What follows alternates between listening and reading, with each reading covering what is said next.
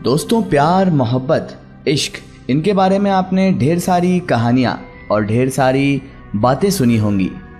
लेकिन क्या आपने कभी सोचा है कि किसी दूसरी दुनिया की मखलूक को, किसी दूसरी दुनिया की ताकत को आपसे मोहब्बत हो जाए?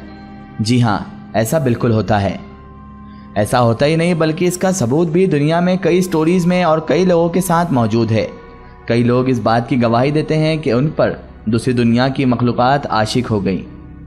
कई लोग ऐसे मौजूद हैं जिनकी आज भी जिन्नातों से मोहब्बत की दास्तानें मशहूर हैं। दोस्तों, जिस तरह इंसान इंसान से मोहब्बत करता है, उसी तरह कई मर्तबा ऐसा भी होता है कि जिन्नात भी इंसानों से मोहब्बत करने लग जाते हैं। और ऐसा बहुत सारी स्टोरीज में देखा भी गया है कि जब एक जिन्नात किसी लेडीज़ पर या किसी लड़की पर आशिक हो गया। और कई मर्तबा ऐसा भी हुआ है कि जिन्नात किसी नौजवान पर भी आशिक हो जाते हैं। अगर उनकी मोहब्बत पाक हो तो फिर भी ठीक है, लेकिन अगर मोहब्बत नापाक हो तो बहुत नुकसान में पड़ जाते हैं वो इंसान जिनसे वो मोहब्बत करते हैं। आज की स्टोरी भी कुछ इसी तरह की है, तो चलिए सुनते हैं ये दिलचस्प और अजीब स्टोरी। मम्मी बोलो स्वाति, स्वाति अपनी मम्मी से कह रही थी। सर्दी के दिन थे, आज रविवार था, धूप का आनंद ले रहे थे माँ और बेटी। हाँ बोल बेटा, बोली माँ वो सामने अशोक का पेड़ है ना? उसकी माँ ने वो पेड़ देखा और कहा हाँ बेटा वही पेड़ है। तो वो कहने लगी माँ क्या फूल है ना उसमें? वो बोली फूल कहाँ है फूल? बोलने लगी माँ गौर से देखो उस पेड़ को, जरा देखो तो सही कितने अच्छे फूल हैं उसमें, आपको वो लाल चटक फूल नहीं दिख रहे? उसकी माँ ने हैरत से कहा आखिर कहाँ है फूल? तू पागल हो गई है क्या? तुझे अशोक के पेड़ में भला लाल चटक फूल दिख रहे हैं? माँ ने फिर गौर से देखा, अब ग्रिल तक गई वो और गौर से देखा, उन्हें तो बस चटक हरे पत्ते ही दिखे। वापस आई और कहने लगी स्वाति बेटा तुझे फूल दिख रहे हैं, लेकिन मुझे तो वहाँ पर हरे पत्तों के सिवा कुछ नहीं दिख रहा। माँ ने पूछा आखिर तुझे कहाँ से दिख रहे हैं? स्वाति फिर भी अपनी बात को कंटिन्यू करते हुए बोली कितने प्यारे हैं ना? और वो मुस्कुराने लगी। स्वाति या तो तू मजाक कर रही है या फिर तेरी आंखों का भी इलाज ज़रूरी है, माँ खिंचकर बोली और आ बैठी फिर से फोल्डिंग पलंग पर। माँ मेथी के पत्ते साफ कर रही थी और स्वाति कानों में एयरफोन लगा मोबाइल फ़ोन में गाने सुन रही थी। जब माँ से बातें की तो गले में हेडफोन को टांग दिया था। उसने उसकी मम्मी से कहा एयरफोन बड़े कमाल के हैं मम्मी, खैर छोड़ो आप नहीं समझोगी। और वापस स्वाति ने कानों में फिर से अपने हेडफोनों को लगा लिया। उसने अपने एयरफोन कान पे लगा लिए थे। स्वाति मेडिकल की छात्रा थी, तृतीय वर्ष की, बहुत ही सुंदर और अच्छे फिजिक वाली लड़की थी। वो कोई भी ड्रेस पहन ले उस पर सब खुल जाता था और सब उस पर बहुत अच्छा लगता था, यानी कि वो किसी भी कपड़े में बहुत अच्छी लगती थी, ऐसा फिजिक था उसका। चेहरा ऐसा सुंदर कि उसकी सहेलियां ही उसे ना जीने देती और ना ही उसे जलने देती।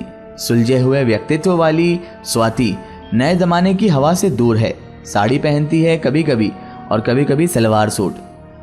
मैंने सबसे पहले साड़ी में ही देखा था उसको, बाकी सलवार सूट जीन्स आदि कुछ नहीं, कट स्लीव्स कतई नहीं, कैश कमर से नीचे तक, संस्कृत और समझदार। दूसरी तरफ राम सिंह का परिवार नोएडा में रहता है। परिवार में राम सिंह सरकारी नौकरी करते हैं, पत्नी गृहिणी है, एक बड़ी बेटी है ये स्वाति और एक छोटा बेटा है कुणाल, इंजीनियरिंग कर रहा है और घर से बाहर ही रहता है, महीने में एक बार घर आता है। सीधा साधा लड़का है वो। राम सिंह जी के बड़े भाई भी सरकारी नौकरी में हैं, उनका परिवार भी उनके पास ही रहता है, उनके पिताजी बड़े भाई के पास रहते हैं। राम सिंह जी के बड़े भाई के 3 लड़के हैं, इसलिए अपने ताऊ ताई और अपने सभी भाइयों की लाडली है ये स्वाति। तो उस दिन स्वाति ने अशोक के फूल देखे थे पेड़ पर लगे हुए, बहुत ही कम ही देखते हैं ये फूल।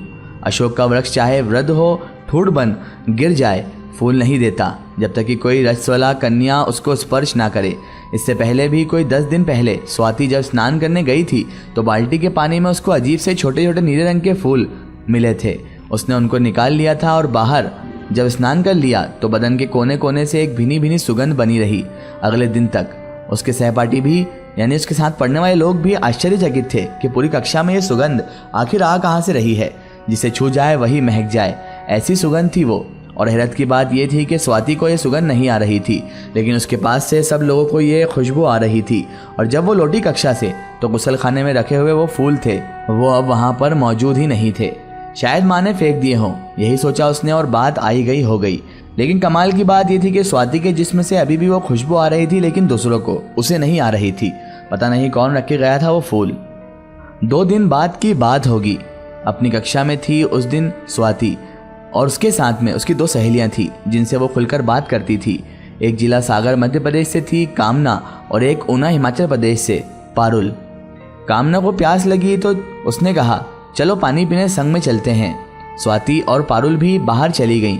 एक जगह वाटर कूलर लगा हुआ था, वहाँ से पानी पिया करते थे सारे विद्यार्थी। तो वाटर कूलर उस वक्त काम नहीं कर रहा था, तो वो दोनों वापस हो गई।